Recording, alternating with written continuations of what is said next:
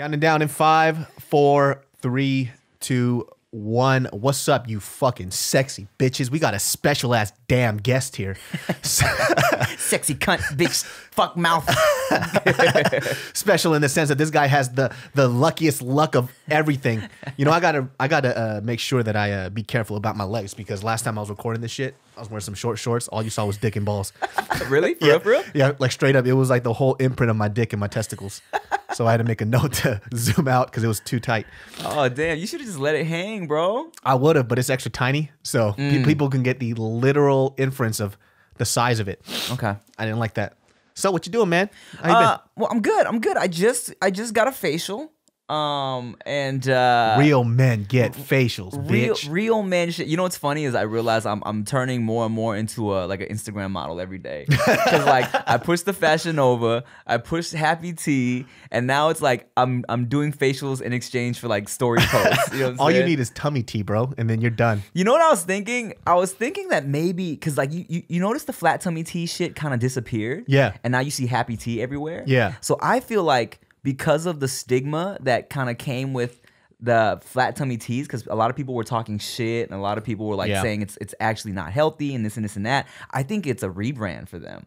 I think that company, like, because I don't know, this is all just me just speculating, right? But I feel like for them it was like, we got to find something else to get into. And then so they kind of took their money and were like, what else can we do? Found the CBD shit and reworked their brand. And now they're probably, you know, like they're doing the exact same thing though, right? Yeah. Like paying Instagram models to advertise it. But this is like less of like a, oh, this will make you skinny, and just a, oh, this actually works. It'll make you sleepy. It'll relax you. But know? CBD actually does work, though. That's what I'm saying. Like, it works. So if they get backlash from that, I mean, they're pretty much at a loss at this point. Yeah, no, I've literally received like no backlash from the Happy Tea shit, you know? Yeah, I mean, for me too, like you know, we talked about this. We're not really, like, weed doesn't really work with us very well. Right. Like when I did edibles, that shit he was actually witness to me experiencing my first edible, which was recently.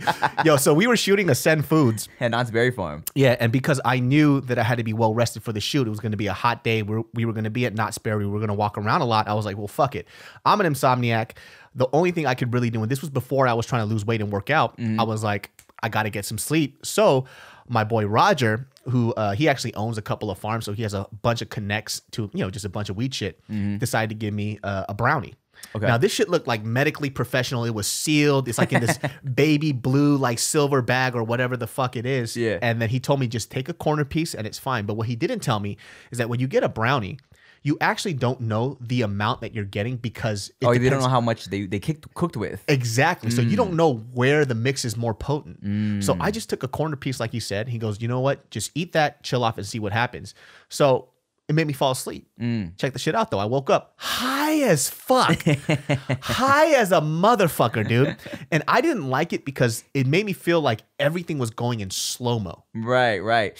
Yeah. See, here's the thing, man. I've never been a weed smoker. Yeah. You know what I'm saying? And because the first few times I did it, you know, see, people might say maybe I wasn't doing it right, but I didn't really feel anything. It just made me sleepy, right?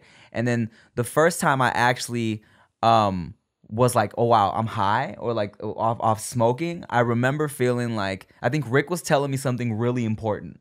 And he was talking to me about some serious shit. Like I was at a little house party, we was in the backyard talking, and he was telling me about something serious. And I just remember looking at him and being like, I don't know what the fuck Rick is saying to me, but like if he knows that I'm high, he's gonna be pissed, right? 'Cause he's giving me this like real talk, like about some serious shit, and I'm like, man, yeah, crazy. And in my head, I'm like, holy shit, what is he saying? And I was like, I don't like this. Till this day, Rick doesn't know.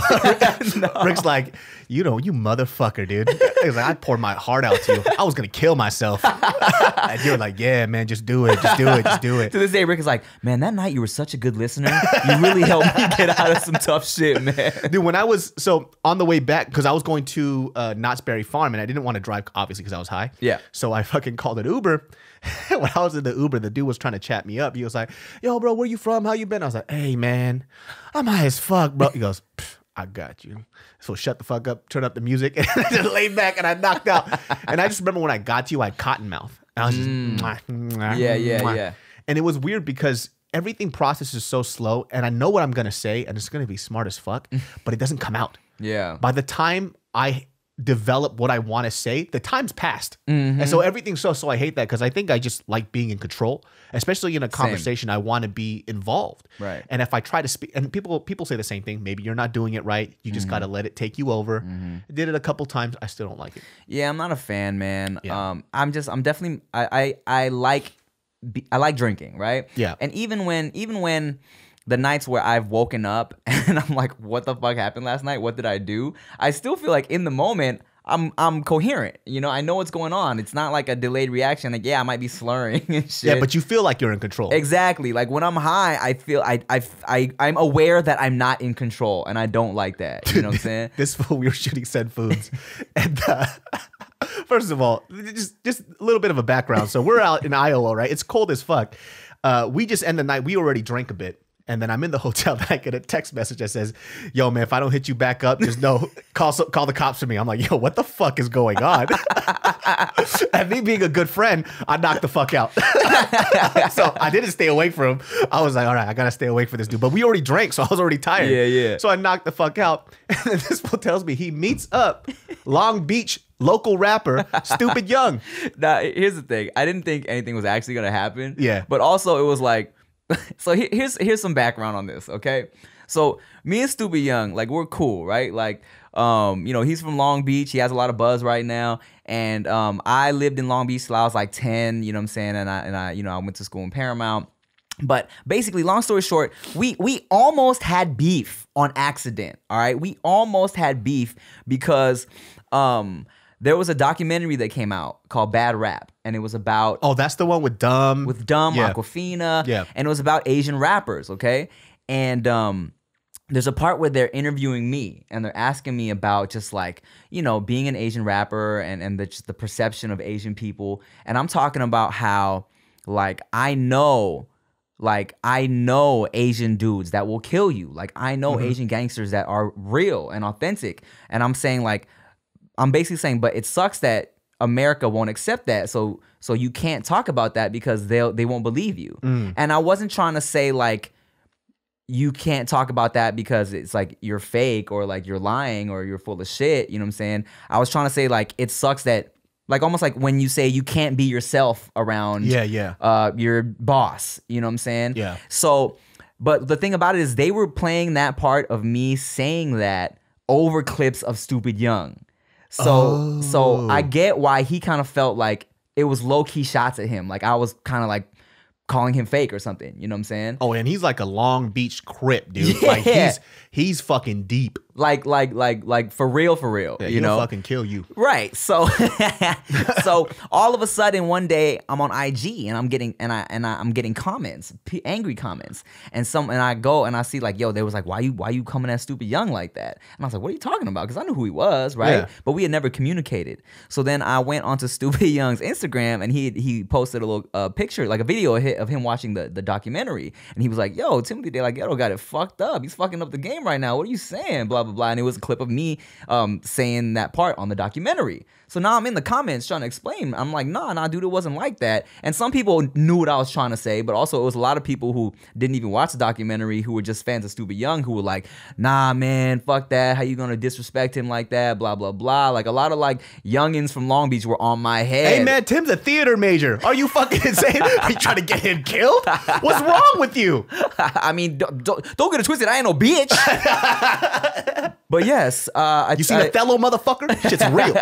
So it was a lot of like people from Long Beach like on my head like upset about it. So I'm in the comments going back and forth with him. He was like, look, man, I'm not about this like comment shit. He's like, you know, talk to me if you're trying to talk to me. So of course I DM him and I'm like, look, bro, this is what was said, blah blah blah. And he's like, okay, well if that's what you were saying, then here's what I don't understand. How come it was clips of me? And I'm like, bro, I didn't edit the shit. I'm not in control of this shit, you know? Yeah. So then he understood and we squashed it. Like literally that hour conversation, we squashed it. It was fine. You could have died.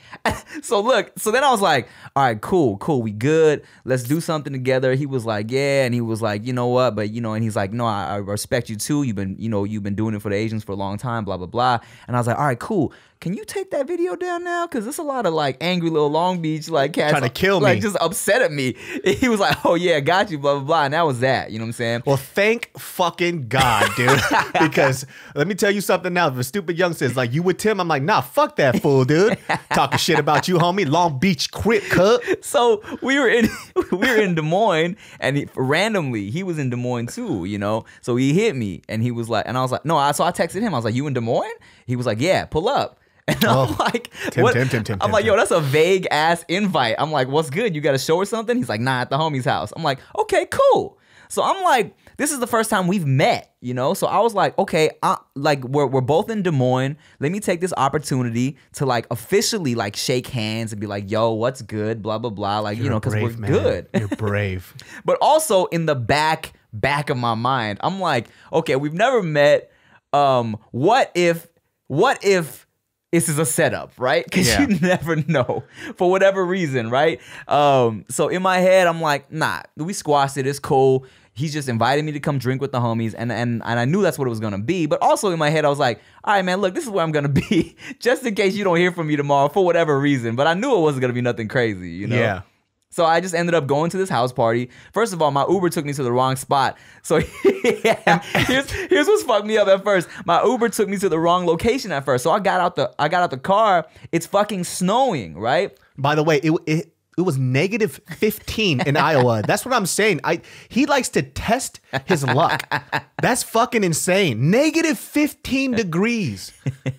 So I get out the Uber. I'm in front of the wrong house. I'm in a neighborhood, an empty ass neighborhood. It's snowing, right? I'm looking like, yo, what's good, man? Just what's good? I'm texting him. He FaceTimes me. He's like, yo, the homies are coming out to get you. And I'm looking around. I'm like, see a black van pull up. Fucked up. Well, first I'm looking. I'm like, oh man, they done left me outside to freeze. It's no evidence with this crime. Yo, you know that fucking that ending scene in Training Day where he's just standing out there in the middle, right? Everybody just coming out the neighborhood. Yeah, that could have been you in Des Moines, Iowa. So then I called the Uber to the correct destination because I guess I had the address wrong at first, and then it was cool. And they were outside chilling. I went inside and just drank a bunch of Hennessy with him and his peoples and got drunk and went back to the hotel, man. That was it. And then this fool woke up with his pants off and his dick out in his bed, which is so what? Like, what the fuck? Like, why is your dick out, bro? Don't worry about all that, dog. For the record, I did not wake up with my dick out. This guy has lost his fucking mind, dude. Anybody that gets invited by an Asian man that drops the N-word as frequently as that man does, and somebody goes, yo, you don't have the right to say that, and he goes, and what you gonna do about it? And they're like, pretty much nothing. That's a man that I'm not trying to meet. By the way, Mr. Stupid Young, if you would like to meet me, I would like to say hello as well. Shout out to Stupid Young. Yeah, man. You know what? He kind of really is blowing up though, man. And I didn't expect that because I actually saw him for the first time. There was like this YouTube channel that interviews a bunch of gangbangers out in LA. Oh, you talking No Jumper? Yeah, I think it's No Jumper. Yeah, and then yeah. he was on it, and this was before he blew up. I was like, yo, this kid's fucking crazy. So we had that exchange before the No Jumper video. Oh shit. And I remember during our conversation, he was telling me, because I was saying, when I was explaining to him just my words in that documentary, I was just saying, I was like, nah, dog, I'm just saying, like, it's gonna be really difficult for Asians to pop off talking that real gangster shit, you know? And he was like, well, just wait, because I got cosigns by this person, that person, I got this going on. And I was like, man, I'm rooting for you. I want you to pop off. Like, he's like, still mad at you? What you trying to say? Dude, like, I mean, kind of. He's just kind of be like, well, look, I mean, you saying this, but I got this going on. And I was like, well, good, bro. Like, I hope it works out. And it did. You know what I'm saying? He was right. Like, the shit's popping for him right now. Yo, he was on a track with this dude named Mozzie. He's a dude that blew up from Sacramento, and Mozzie's like a thug too. And then he got co-signed by like Kendrick and shit. Kendrick, J. Cole. And so I was surprised that when he was on a track with Mozzie, I was like, yo, this dude's on some next level shit. And he definitely has like that gangster rap shit. Like he's rapping about shit that most people can't rap about because they haven't done it. I mean, yeah. Yeah, he's tatted up all over the fucking place. He looks like an Etch-a-Sketch, dude. That shit's scary, man. Fuck that. He got prison tattoos. You don't fuck with somebody like that. All nice and You shit. don't have no tattoos? Hell no, dude. I can't do a tattoo. I'm too indecisive. Nah, I feel that. I feel like if I get a tattoo, once I get it, I'm going to dislike it, or I'm going to try to get another one, and I'm going to just end up sleeve the fuck up. Man, that's funny because when I was younger, I really wanted tattoos, right? Like I knew what I wanted. I had specific images I wanted. I knew where I wanted them and all that shit. Yeah. And like I wanted a whole ass sleeve. I even wanted like a neck tattoo, right? Because I knew I could see you with the neck tattoo. Right, because I would look so cool with it, right? I would just look like a sushi chef, dude. It's just like a piece of sashimi on my neck. Well, some fucking uni. And also, here's the thing too. I always thought I could, because I used to have really bad like cystic acne on my jawline. Yeah. So I thought, how easy would it be to just cover that shit up with tattoos? You know, I wouldn't even have to worry about having clear skin. I would just get tatted right here. Yeah. And I've seen people do that, but then also, I got the mic covering my face right now because this facial lady went in on my skin, bro. Pop and cut the shit out of my, like, made little, like, pokies and squeezed a bunch of, all right, not important. But look how smooth your skin is, though, now. Oh, tomorrow is going to be beautiful. Yeah. So anyways, but then when I realized that I really, really wanted to act and I knew I could play really young, I thought, let me just keep everything looking as pure as possible, right? And people will say, yeah, but they can cover you with makeup.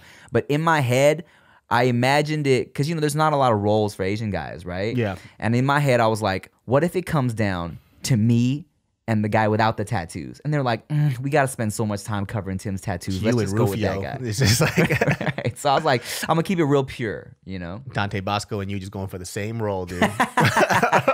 What's funny is when I was younger, I would watch like Take the Lead, right? Where Dante Bosco he was 30 playing a high school kid. And I remember thinking, and that was one of my main thoughts. I was like, if he's 30 playing high school kids, it's like, for sure, I can play high school kids for so long, right? So let me keep everything looking mad, just young and clean. I mean, he does the voiceover for a fucking 11-year-old, for crying out loud, and he's like 50. Yeah, bro. Fucking Aang from Airbender or some shit. He does the voice for that kid. Last Airbender. I think they're all like 15, 16, yeah. That's what I'm saying. Like, how can a fucking 50-year-old man do the voice of a fucking 12-year-old? Well, I mean, animation's weird too, Yeah. you know, because I remember when I watched Chicken Little, the Disney movie. Yeah. That was Zach Braff as the voice of like a little fucking baby chicken, you know? I didn't even know that shit. Yeah, bro. Yo, you know what people have been asking, though?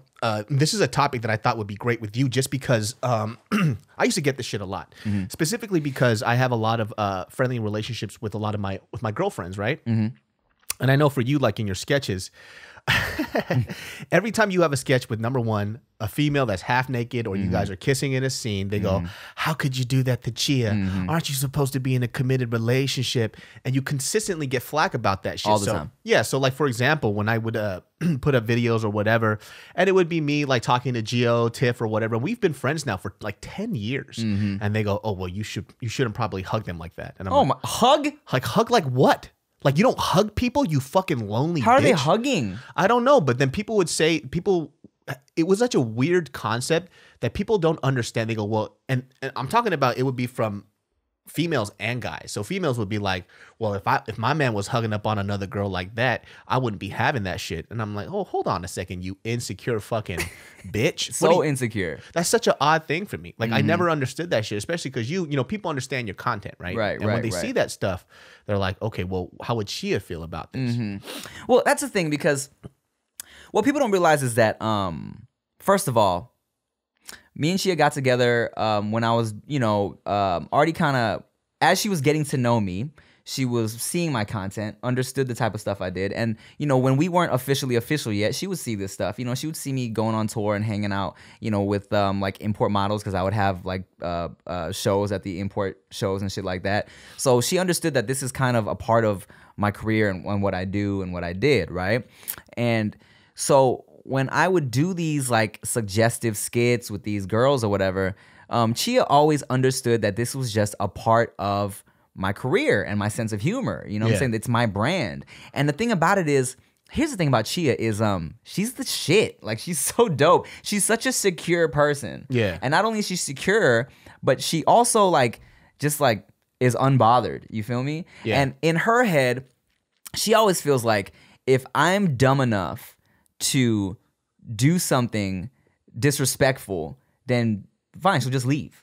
You know? And also it's like, why would I do anything that she would hate and then put it online. On a fucking video. Exactly. Right. Even like when I say jokes on Twitter, people would tag her in it like she doesn't have a Twitter, or like she can't just go on Twitter and read it. You know what I'm saying? And here's the thing, like, they don't understand. I mean, the OG fans realize now, because I've said it countless times, but of course there's always new subscribers, new followers that always want to, you know, maybe I got a bunch of followers from like the wedding video that was trending, right? Yeah. So they see me just as a married person. Yeah. And then all of a sudden when I post a skit with like a scantily clad floozy, they're like, they're confused. Loose woman. Yeah.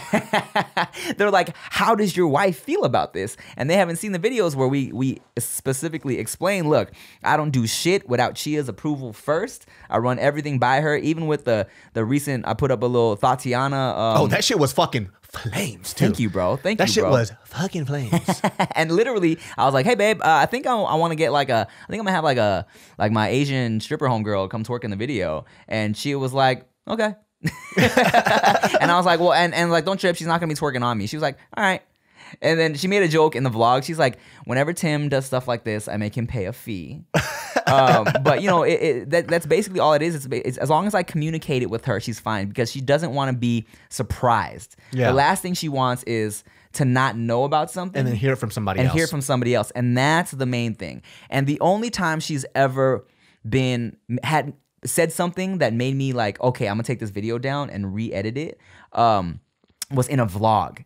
Because for her, the skits, right, that's me portraying a character. Like, yeah, that's me, but it's still, it's acting. You know what I'm saying? Like, it's me writing a script, portraying a character, and putting on like a scene, right? Yeah. But when it's a vlog, that's me being me. So there was one time in a vlog where I was rapping on a homegirl's track.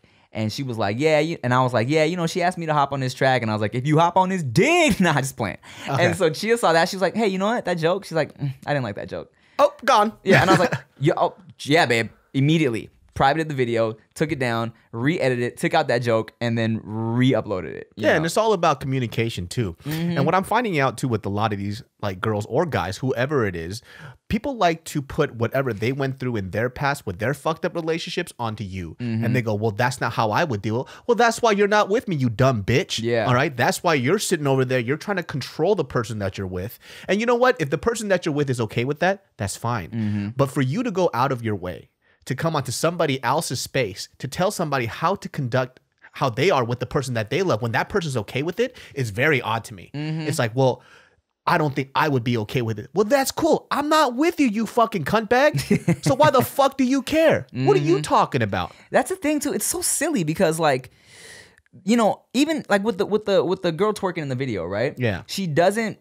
I don't touch her once. Like, Yeah. I don't even touch her like hand. You know, she's just twerking around me. Yeah. And there were comments that were like, if this was my man, he wouldn't be my man anymore. I'm like, for being around a butt? Yeah. You know what I'm saying? What the fuck are you talking about? Yeah, like I didn't touch shit. I didn't even really look at the cakes. You Yeah. know what I'm saying? They were just around me. And I'm like, what kind of relationships do y'all have that, you know, you're so paranoid about each other? Even How ugly are you? How fucking ugly are you? And this is coming from an ugly man. How hideous are you to the point where any woman that's around the person that you're with, that you have to feel so insecure? Bro, you can't make that joke anymore. You are cute now.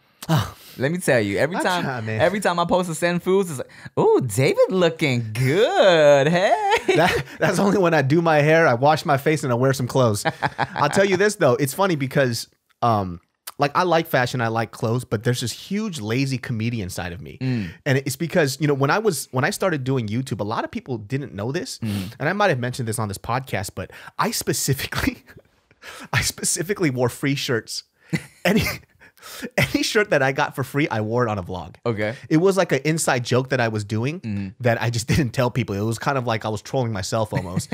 So I used to wear so my friend went to Rwanda for a bit. He got me this free Rwandan tourist shirt. I wore that. Okay. Hilarious. I got this flea market shirt that I just grabbed from my aunt. I wore that shit. And I was just trying to look as trashy as possible because prior to doing comedy, I did music. And I felt like with music, you had to dress a certain way, act a certain way, and be something in order to be popular on that space. Right. And this is way before fucking SoundCloud and everything else where you had like private distribution or whatever. Right. So for me, I felt that pressure so much, I wanted to do the opposite. Now, not to say that my regular dress was any better than what I was wearing on the vlogs, but I just specifically wanted to dress as trashy as possible because I was trying to make a point that you don't have to look a certain way to be funny in comedy. Yeah. You don't have to. Right. It doesn't make sense. So if anything else, if you look weirder, the better that it is. I mean, that's the beauty of being a comedian, right? It's kind of like I almost feel like the funnier looking comedians are the funnier ones. It's like when you see a really attractive stand-up comedian, you're like, nah, get out of here. You know who's actually pretty funny though? Your boy Matt Rife. I was just gonna bring up Matt Rife. So Matt Rife is a sexy ass dude, especially now he's been boxing and working out. He's like buff as shit now. Yeah. But even before he got buff, he just had a cute face. Yeah. And so it's like he gets on stage. Thank God he fixed his teeth though. Yeah. Yo, I saw his previous teeth. That shit looked crazy. Yeah, dude. they were tiny. That shit looked like the soundboard on this wall, dude. But he's fucking funny. He's a funny dude, and he used to during his set he would play to that. He would get on stage and be like, "I know what you're thinking. I look like one of those Vine douchebags, but I swear, and he would go into this whole thing about like how he looks like a Backstreet Boy, but he's a funny guy, but that's just like, I mean, like we're saying, when you see a traditionally attractive stand-up, immediately you're kind of like, he's not that funny. Right. What does he know? What has he been through? Yeah. Son of a bitch. With your cute privilege. I know. You're white and you're cute. Get the fuck out of here. Jeez. Yeah, but I watched his stand-up because you mentioned to me he was funny, and I saw it when he was super young. Obviously, he was young, so it wasn't that good. I mean, he had no life experience. It's the same shit with me. But I saw one recently, and this, like, number one, like, his set is super, like, thought out, very comfortable on stage. Man, I like, that fool's gonna be good, man. Yeah. He gives a fuck about his craft. Yeah. Which, a lot of people might sleep on it because of the way he looks, but that boy's working, dude, and he has talent. He's definitely working, and he has a very good way of being like, not trying too hard. It's like a very chill, but it's good, but doesn't take himself too seriously. You know what? That fool, he went out with who? What's her face? It was all over the internet. What is her name? Kate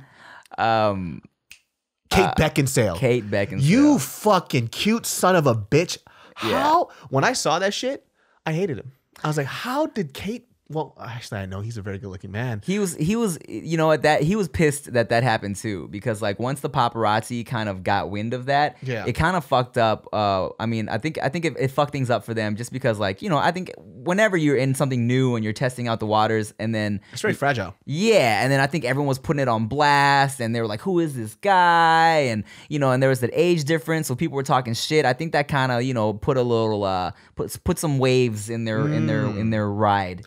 I don't even know how that happens. How did he even get to meet her? Like, what is that? I'm pretty sure she just came to one of his was randomly at, like, I don't know, the Improv or something when he was doing a set. I thought he was mad cute. Afterwards was like, "Hey, you're a cutie pie." He makes me want to work out, dude. I'm like, he makes me want to work out also. Like, dude, it's like, you can be funny and buff? What the fuck? Nobody told me that shit. Bro, don't let me get clear skin and buff. I will start. No, I'm married. Yo, I used to tweet this shit out. I was like, yo, God made me fat because it'd be unfair for other dudes out there. That's so funny, dog, because I used to say the same shit. I used to say, God gave me acne to keep me humble. Yeah. Because I'm like, yo, I'm already like cocky and conceited and shit. Don't give me clear skin, bro. I'm going to be annoying as fuck. It's interesting because when people first meet you, the first thing they notice is your level of confidence, right? And there's a difference between being confident and cocky. I agree. There's this type of, I don't know what the word is, like energy or vibe that you get from somebody, right? And it's, your thing is just, I know who I am and I'm very comfortable with it. Right. And a lot of the times when I meet people on the space, people have the opposite of that, which is, I'm gonna meet somebody and I'm gonna try to be something that I'm not. Exactly. And it was hard for me when I first moved to LA because there was only a handful of people that I met that were just being authentically them. And every time I met somebody who was in new media, whether it's, from what I'm gathering from my anecdotal evidence, is that people expect you to be a certain way because you think that when you come to this city in LA, you have to be that type of person. Totally. And it is the most obnoxious thing that I had to deal with. It's because, well, who told you had to be somebody else to come into the city? And when I would meet these people, I don't like people when they're not themselves. So you could be an asshole, you could be a nice person, whatever that you are, but at least when I meet you, I need to be able to understand who you are as a person. Right. So it just stresses me out if I don't. Man, and that's what gives people the impression that LA is fake too. Yeah. Because you have all these people coming from everywhere trying to pursue something that they see on, like, Keeping Up with the Kardashians, right? So they feel like they need to be at these events and they need to be on their Hollywood shit because they feel like they're at some Hollywood shit. And then you have all these people, right? Not from LA. Yeah. Trying to be what they think is LA, talking to other people not from LA. So then they leave the shit like, wow, LA's fake as fuck. Everybody's so like pretentious and trying to be something they're not. But it's like, no, man, that's y'all. Like people that from LA aren't like that, you know? And it's like you kind of have to know how to play the game, you know, and people will say that sounds fake, but there's a difference between going to an event like that and building relationships and networking, right? Yeah. And like, I would never go to an event like that trying to be best friends with somebody. Like, for what? You know what I'm saying? That's not what we're here for. That's not what you're here for. Yeah. So don't come out here pretending like, oh, you couldn't find true friends and shit. Like, you didn't come out here to make friends. You came out here to pursue something you saw on Instagram. Yeah. And then you're bitter now because no one wants to help you when you ain't doing shit. Yeah. You know? And that's straight up facts because your purpose, like you said, your purpose wasn't to make friends. So now you're upset that you don't have friends. When the only reason why you were connecting with people was simply just to get a leg up in whatever, you know, entertainment thing that you're doing right now. Yeah. So what are you expecting out of these relationships? Absolutely nothing. And I started to find out too, for me specifically, that there was a lot of people here that, because for me, I like to like somebody first before I work with them. It's just Same. It's just, you know, what's the point? You know, you have to be at least agreeable with me. So what I found out with a lot of people, and this was my fault, is that I would confuse a likable person with a good person.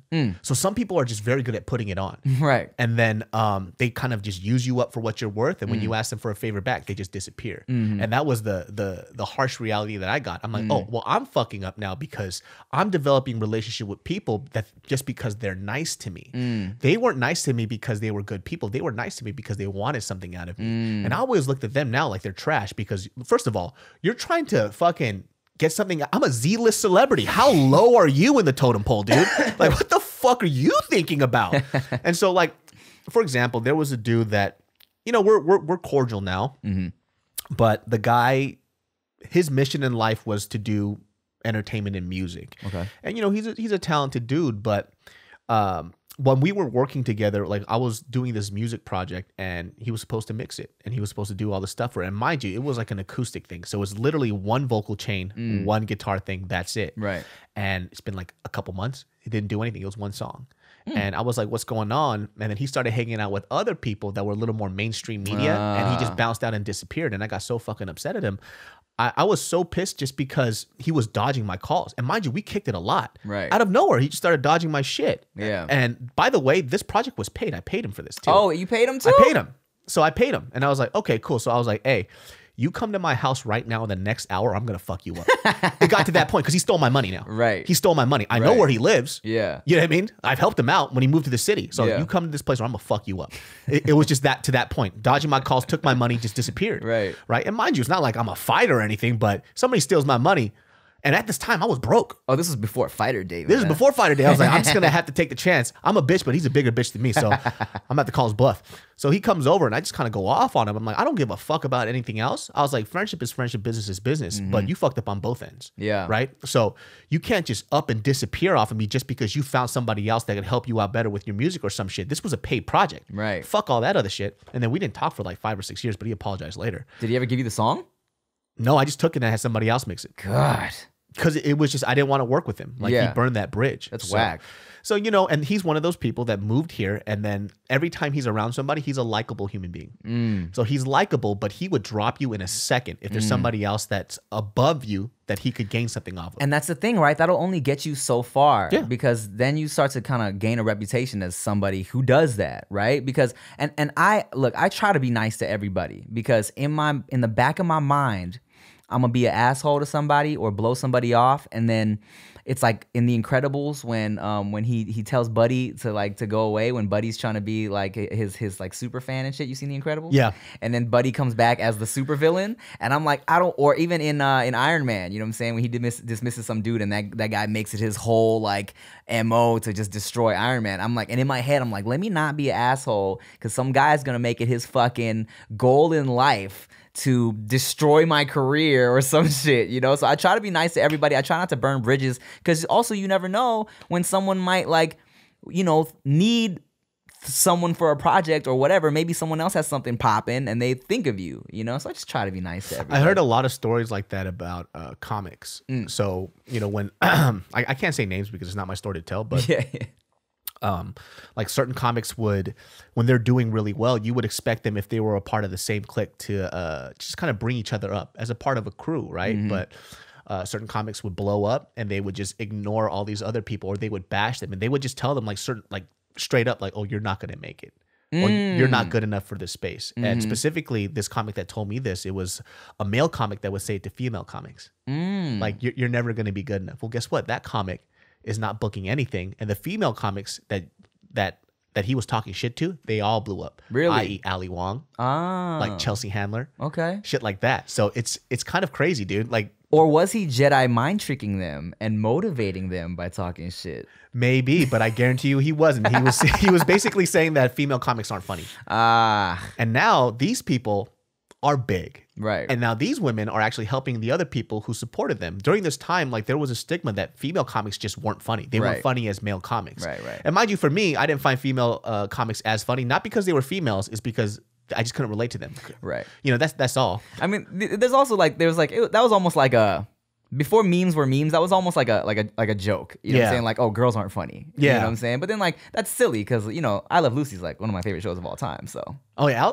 I Love Lucy, dude. Yeah. All those classics, super funny, dude. And Ali Wong, too. When I saw her special, dude, fucking funny as shit. And I grew up, I mean, especially as an Asian boy, I remember, you know, back when Comedy Central used to only show just stand-up all the time. Yeah. I used to watch all the time. And Margaret Cho, I was like, she had this stand-up special that I used to watch like every week, dude. It just cracked me up. And I like, as like a young Asian watching, I'd be like, man, this is dope to see an Asian on TV doing stand-up. And she was a lady. Yeah, and you know what? With Margaret Cho too, she kind of had that first wave in that movement. What I found out was she was just that Asian girl that just didn't give a fuck. She would say whatever the fuck she wanted. And for a lot of like young Asian kids that thought that they, you know, they were supposed to be the doctor, the business person, and kind of reserve their comments, they kind of used her as fuel to speak up about certain things, right? Especially because she's, number one, a female comic, has a bunch of tattoos, talks about sex, fucking whatever, and she's a lesbian. Yeah. Which is fucking crazy. Or I think she's bisexual. I'm not sure. Something like that. She has, I don't know. Her sexual shit is crazy. She's all out there. She's definitely not in the whole like monogamy, you know, heterosexual lane. But she was just open about everything, which is kind of crazy, man.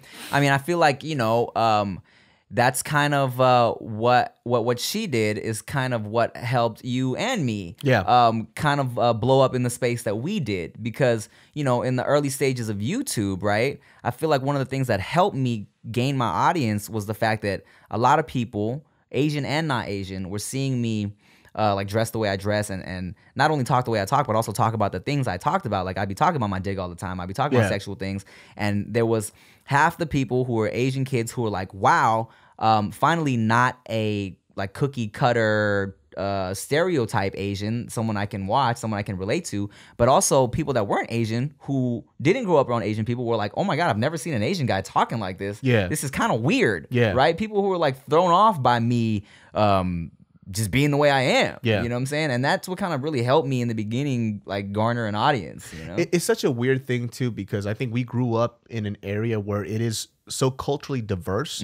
We think that the world that we live in is a representation of everywhere else in America, and it's not. Right. And so I was shocked. Like, I didn't understand why people were like, oh, well, look at this dude. And first of all, by the way, me of all people, like I have a slight twang to my voice, but for a majority of my life, I tried to get rid of it because I couldn't get a job.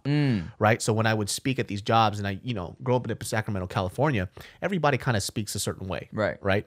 So for me, I got rid of most of it. But even then, when I would hear myself speak, I didn't hear what they were hearing. They're like, oh, why are you trying to sound black? I'm like, what the fuck are you talking? My talk is white as fuck. In my head, you know, because in my group of friends that I grew up around with, I did speak white as fuck, as they would say. So to other people who didn't grow up in that area, with that little thing that they're hearing, they think that I'm trying to sound quote unquote black. That's what I'm saying. Like, and that's what's crazy because, you know, yes, we grew up in very diverse areas, right? So everybody in the school I went to, like, we all like dressed the same and talked the same, but it was like, you know, black, Asian, Mexican, it was like a white dude, a couple white dudes, and we all just kind of, you know, listened to the same music, talked about the same stuff. And And so when I started making YouTube videos, and like, and mind you, I'm not a gangster. I never claimed to be a gangster, right? 100%. I mean, I'm a G. Yeah, you know what I'm saying? But I ain't no gangster, right? And so I would definitely be in videos, and people would be like, who's this wannabe gangster? Because like I would have like a backwards hat on. That's so funny. Or maybe I had a what I'm saying would slip, Yeah. And I'm like, bro, where are you from? Like what fucking suburb of Wisconsin, Oshkosh, Wisconsin are you in, where an Asian guy just wearing a backwards hat makes you associate that with gangster shit, you know? It's just silly, bro. Everything was, oh, you're trying to be a thug. Oh, you think you're so G. Like, oh, you think you're ready to throw down. What are you talking about? Who said this shit? And it's funny, too, because I would read up, for example, too, like growing up in the certain neighborhood that I had, everybody got into fist fights. And so when I would tell these stories about me getting into fights, they're like, oh, you think you're fucking tight? You think you could throw down? No, I'm telling you, I got bullied. You fucking dumbass. I'm telling you, people are bullying me. I'm not saying like, they're like, oh, you beat, yeah, I beat this guy up because he was trying to kick my ass. And I'm a big guy. Right. And people didn't know that either. I'm like 6'1", 210 pounds. Yeah. And so what would happen is like a lot of the situations that I got into was just because of the neighborhood that I grew up in. Whether you were a geek or nerd or whatever, everybody got into fucking fights. That's just how it was. Somebody was trying to rob you. Somebody was trying to take your shit. Right. It's just, and I think like when people would hear those stories, they're like, oh, you think you're a thug? It's like, no, I was getting bullied, dude. Like, what was I supposed to do?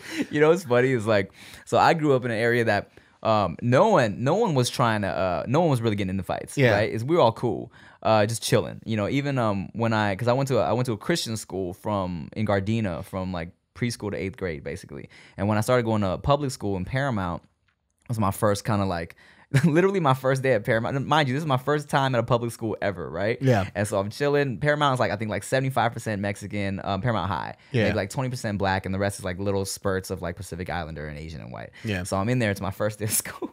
I'm in the bathroom peeing in a stall. Literally, dog, as I start peeing with my dick in my hand, three cholo looking Mexican dudes walk in. 2 of them look at the one dude and they're like, you ready? Go. They start jumping him into their gang in the bathroom. As you're peeing? As I'm peeing, dog. As my dick is in my hand, there's 2 cholos jumping another would-be cholo into the gang. And I'm like, oh my God. You must have been scared shitless. I just couldn't. I was like, so I didn't want to. So here's what was going on in my mind. I didn't want to just put my dick away and walk out because I'm like, they're going to think I'm like nervous or scared. So I stood there with my dick in my hand, waited because I couldn't pee. I was too nervous. Held my dick in my hand, pretended like I peed, pretended to shake it off, and then walked out. Even though they didn't give a fuck what was going on. I bet you didn't know you could actually cut off a stream so quick. Like, people say you can't fucking cut off your piss stream. When you're scared, you can make it happen. Yeah, definitely. That's crazy. So that was my first day at Paramount, and then like they just walked in, hey fool, you fucking ready, eh? And then bow, bow, bow. Hey, I respect you. I respect you. I was okay. like, what's going on? But but then like that's really probably the closest I've ever, I mean, yeah, there were fights at Paramount, but no one gave me no problems, because I actually got to, I was popular as shit. You're probably just a guy that could float into any group and everybody knew who you were. Yeah. I also used to bootleg CDs, so that helped. Okay, so you were that Connect and shit. Yeah. Ain't nobody gonna jump that Connect. Exactly. Sophomore year, I was, sophomore year, because here's the thing, mind you, this is my first time being in public school, so this is my first time dressing, like trying to dress cool, you know what I'm saying? Because you had a uniform before. It was uniforms in junior high and elementary school. So this is my first time like being like, oh, I gotta dress cool. Yeah. But I also didn't wanna, because my parents were, like the restaurant was doing okay, but we were, pretty like broke, So Yeah. I didn't want to bother my parents for this mainstream like Sean John and Air Forces and shit. Echo Unlimited sweatsuits. South Pole. Yeah, bro. So I'm like, I gotta find a way to make money. So I'll go to Smart and Final. Sophomore year, I went to Smart and Final. I would buy just boxes of Snickers and M&Ms in bulk, and I would take them in Ziploc bags and sell them at school for like $1 each, and that's how I made like my extra clothes money. And then, funny story. One time specifically, I was in class, and my English teacher, Mr. Wolf, I was in the middle of a transaction, and he was like, "Tim, you selling candy in my class? What program is this for?" And I was super cool with my drama teacher, Mr. Carlin. I was like, drama class. He was like, oh, I'm sure Mr. Carlin would love to hear that you're selling candy in the middle of my class. Give me the bag. So he takes my bag. I'm like, fuck. So then right after 3rd period, I ran to Mr. Carlin. I'm like, Carlin, okay. Mr. Wolf took my candy. I told him I was selling it for drama class. He was like, all right. So I had drama for 5th period. I get to 5th period, and Carlin hands me a bag of money. And he's like, yeah, I had your bag. Kids kept wanting to buy the candy, so I was selling it for you. What a cool ass dude. Yeah, I was like, thanks, man. I was like, yo, man, here's a 10% cut. Yeah, exactly. I was, man, oh, thank you, man. Yo, that's so interesting too. Some teachers don't really get it either. You know, they're so busy trying to look at what you're doing wrong. They don't see the bigger picture. Well, first of all, it's like, if this kid's selling candy, he probably doesn't have a lot of money. Yeah. So what the fuck am I doing? Right. You know, why am I even, dude, I remember too. So during lunch, I used to play 13, the fucking Vietnamese card game, right? Okay. Have you played that shit? No. So we were playing 13, and, you know, at lunch or whatever. And I can't remember her name because she wasn't one of my teachers, but she was notoriously known for being a fucking bitch, a fucking gaping cunty bitch. Oh God. Gaping. And so we were like playing cards, and she goes, "You know, you're not supposed to play cards on campus. Like we're gambling or some shit." It was like, "We're not gambling. We're just playing 13." Yeah. She takes the deck of cards and she just chucks it on the fucking roof. Oh God, what a bitch. Yeah, what a cunty gaping bitch. Yeah, and then I was so shocked. She goes, "I don't ever want to see you playing cards here again like that." And I was like, yo, what in the fuck? And after she left, I went, I got another deck right here. And we started playing. She goes, "Oh, you think you're so funny?" And then she tried to grab it, and I was like, "No, I'm not. You're not doing that shit." And the bell rang. I just walked away. But that same fucking day, I had a Japanese teacher. Her name is Sato Sensei. Shout out to Sato Sensei. Sato Sensei. So Sato Sensei was going to teach us how to make this thing called oyakodon. It's eggs and chicken. It's like chicken and egg shit. Okay. So in the teachers, Call it the what came first. That's actually what it is, the chicken or the egg. Yeah. And so she was making oyakodon in the teacher's lounge in between the language classes. Okay. And so that's where the Spanish teacher, the Japanese teacher, and the German teacher share their shit. So she's making food, and I just hear people yelling, and then we're in class, and then I walk outside, and it was the bitch that fucking threw my deck of cards up on the roof. And then Sato Sensei was battling her out. What? Like straight up. She was just like, first of all, Sato Sensei doesn't speak very good English at all. Okay. And she was like telling her like, well, you know, this whole area isn't just for you, as she was cooking the food for the class, right? Oh. And she was like, you don't speak to me that way. And then I ran back into class. I was like, yo, Sato Sensei about to throw down. And then I was just outside. We were all cheering her on as she was fucking going at this lady. And then when she came in, we just gave her a fucking round of applause. Hilarious. I felt like she defended my honor for the deck of cards, dude. Fucking cunty bitch. She came back. She comes back with the other teacher's dead body and your deck of cards. For you. She had her fucking head like this from a samurai sword. This for you. The deck of cards in the mouth of the head. One of my favorite teachers, actually, this lady named Miss Shigemitsu. She was Japanese, my history teacher in high school, and she left me with something to this day that I think back on. And it was in my yearbook, and you know, everyone was signing my yearbook, so I was passing it around to my class, and then and she wrote, and it was really simple, but really like advice that stuck with me, you know. And she wrote, "Tim, you know, she's like, you're so talented, and you're such a funny guy, but remember that like." No matter how talented you are, it won't get you anywhere unless you focus and put in the work. And I was like, okay.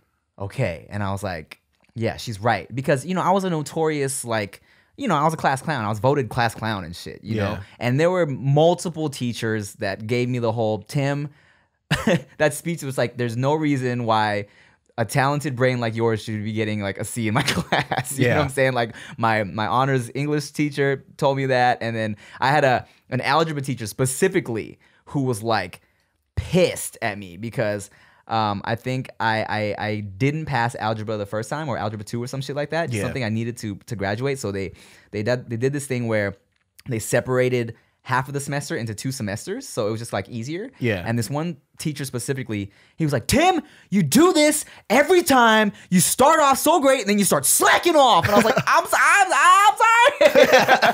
So they used to get more pissed at me because I was smart and I was always goofing off. Because it's frustrating because they see something great in somebody, and you know, other people who can't understand the material is just because they're dumb as fuck. Right. Or, you know, whatever the reason is, but they see somebody who understands it, and then you go, meh.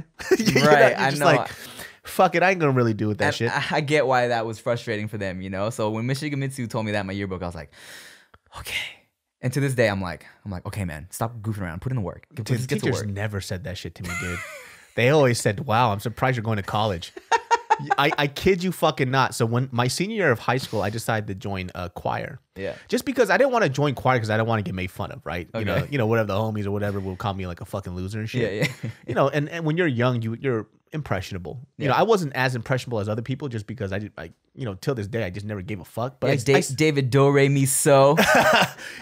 David Fatso. Son of a bitch. I told this so back in the day when I was a kid, I was like chubby. Still chubby till this day.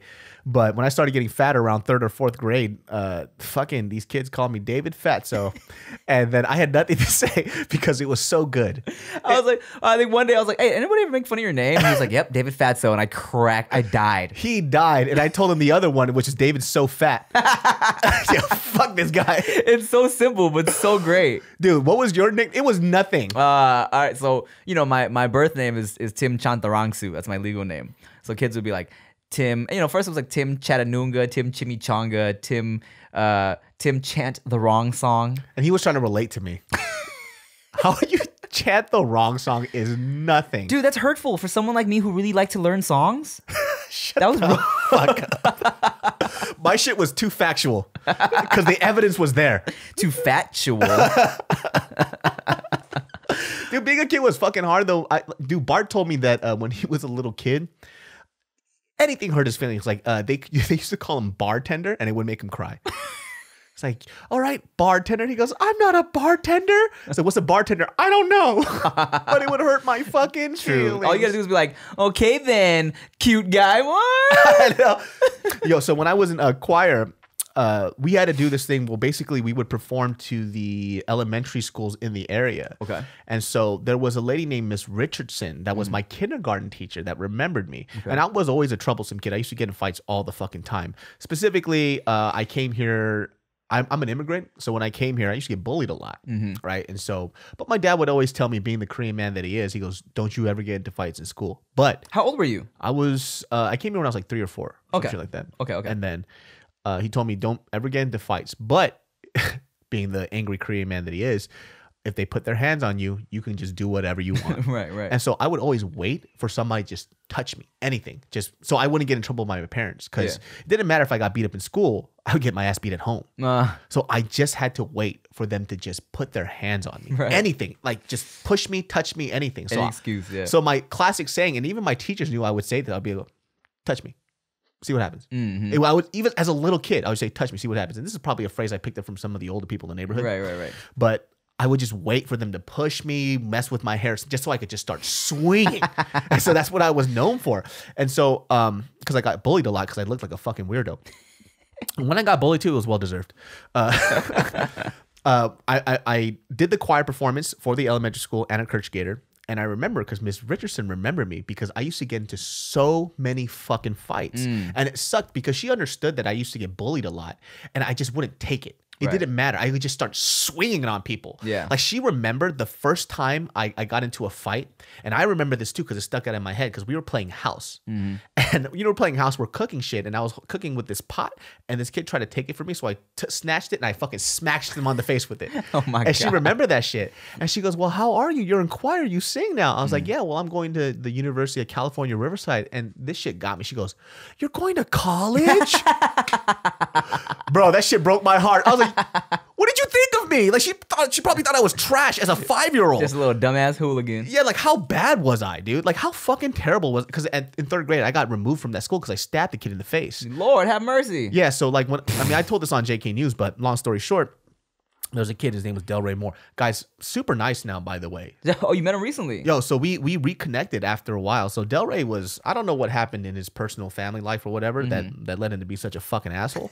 But you know, shout outs to Delray now. Hopefully you're still a good dude. I don't know. Yeah. But basically, during that time, throwing spitballs was really popular. So I can't remember this teacher's name, but she was faced to the wall, doing the whiteboard shit. And as she was doing that, or chalkboard shit, people were throwing spitballs. I wasn't having that shit. I was actually trying to do my work like a good little Asian kid.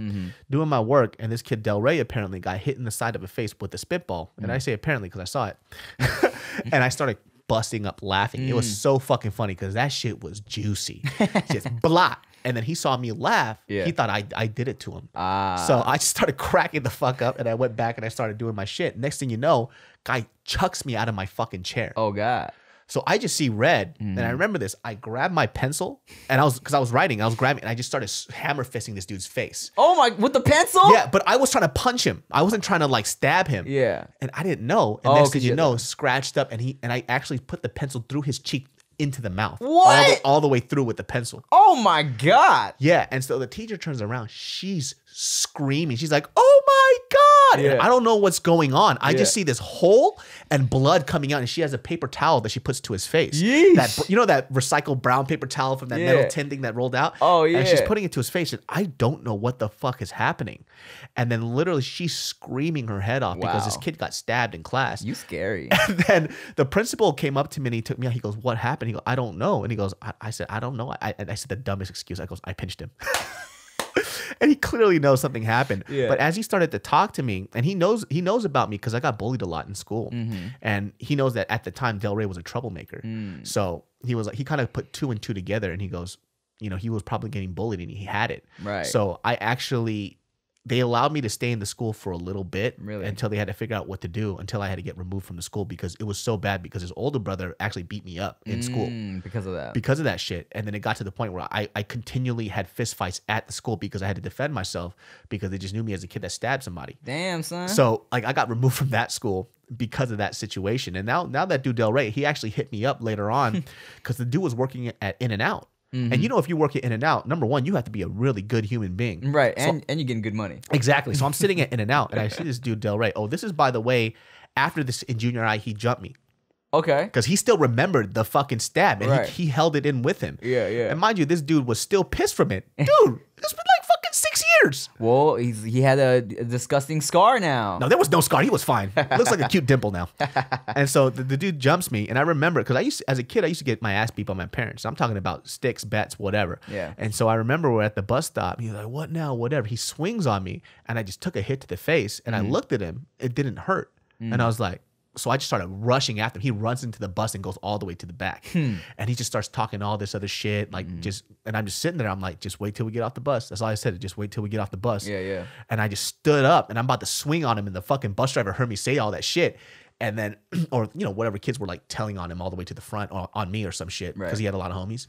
And then literally I'm about to swing on him. Bus driver grabs me off. And this dude, Big John, is waiting at the bus stop because I guess like they just kind of radioed it in and they took me off and took me to the office because I was going to swing on him. And then I was like, just wait till we get off the bus.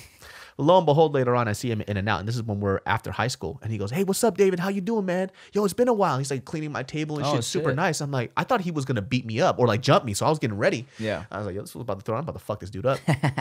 But he's Animal style. Yeah, animal style. And he comes up and he goes, "Yo, how you been?" And he apologizes. Oh, he goes, "Yo, I'm sorry about, I was going through like some hard shit at the time. I'm a different person now." And I just sat there and I felt terrible. Right. Because I was thinking about smushing my animal style fries into his face.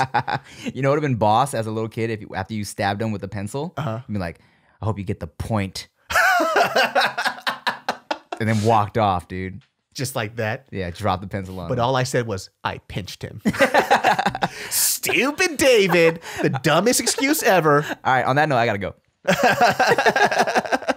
Well, you guys, that was a solid almost hour. That's like 58 minutes or so. Was it? Yeah, that was actually pretty good. Sweet. But anyways, guys, where can they... Yo, he got a podcast too now. It's called No Chaser, right? Oh, yeah. I have a new podcast just launched recently. It's called No Chaser. It's on all the, iTunes, Spotify, all the streaming shit. It's me, my boy Ricky Shucks, and the lovely Nikki Blades. Check that out. We mainly focus on sex and relationships and stuff. I know nothing about that. So tune in if you like. Also watch our show, Send Foods, on Thrillist. And love you. Yeah, man. Timothy DeLaGhetto, everybody. Bye. Suck a nut. Suck a dick.